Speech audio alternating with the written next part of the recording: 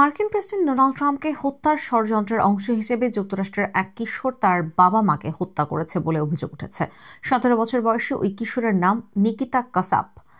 নতুনভাবে প্রকাশিত আদালতের নথির ভিত্তিতে এই তথ্য জানিয়েছে ফেডারেল কর্তৃপক্ষ।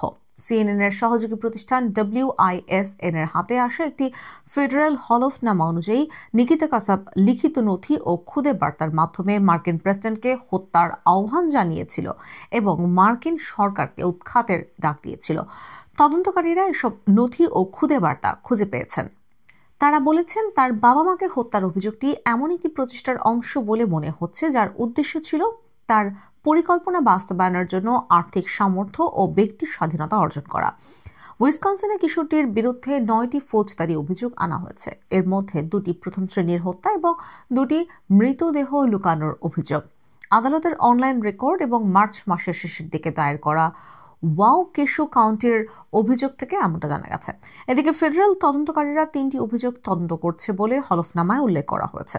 অভিযোগগুলো হলো প্রেসিডেন্টকে হত্যা চেষ্টা, ষড়যন্ত্র এবং ধ্বংসাত্মক অস্ত্র ব্যবহার। একটি তল্লাশি পরোয়ানার আবেদনের জন্য যুক্তরাষ্ট্রের কেন্দ্রীয় গোয়েন্দা সংস্থা FBI এর এক এজেন্ট এই হলফনামা লিখেছেন। এ বিষয়ে মন্তব্যের জন্য CNN কাসাপের আইনজীবীদের সঙ্গে যোগাযোগ করেছে। কাউন্টির নথি অনুযায়ী নিকিতা এখনও কোনো রাষ্ট্রীয় অভিযোগের বিরুদ্ধে নিজেকে নির্দোষ দাবি করেনি। ওয়াউকেশো কাউন্টির অভিযোগ অনুযায়ী পুলিশের বিশ্বাস, অভিযুক্তের মা তাতিয়ানা কাসাব ও সৎ বাবা ডোনাল্ড মেয়ার গত 11 ফেব্রুয়ারি নিহত হন।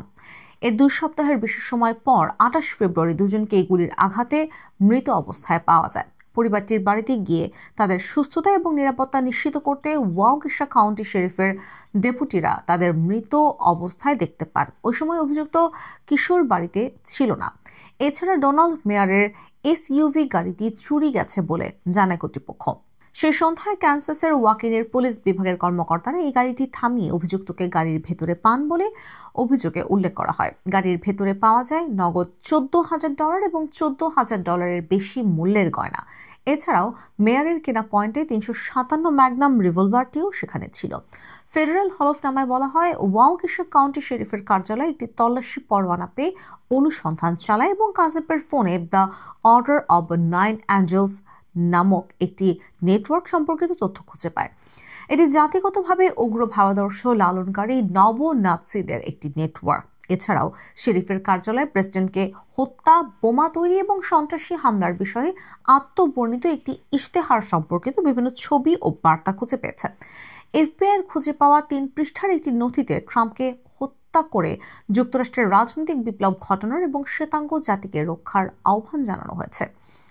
FBI আরও জানিয়েছে, কাসাপের ফোনে একটি ছবি এবং বার্তা ছিল যাতে ড্রোনকে কিভাবে আক্রমণাত্মক ড্রোন হিসেবে ব্যবহার করা যায় সেই তথ্য ছিল।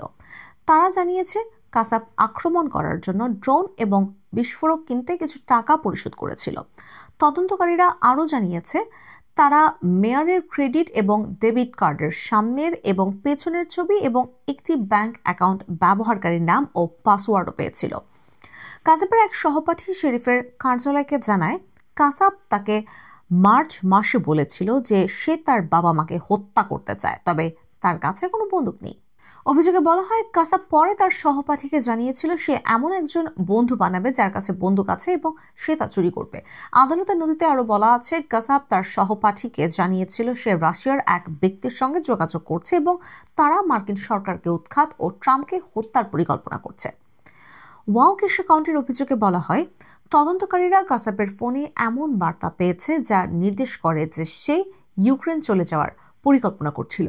আদালতের নথিতে বলা হয়, শুনানির জন্য আগামী 7 মে কাসাপের ওয়াউকেশো কাউন্টি আদালতে উপস্থিত হওয়ার কথা রয়েছে।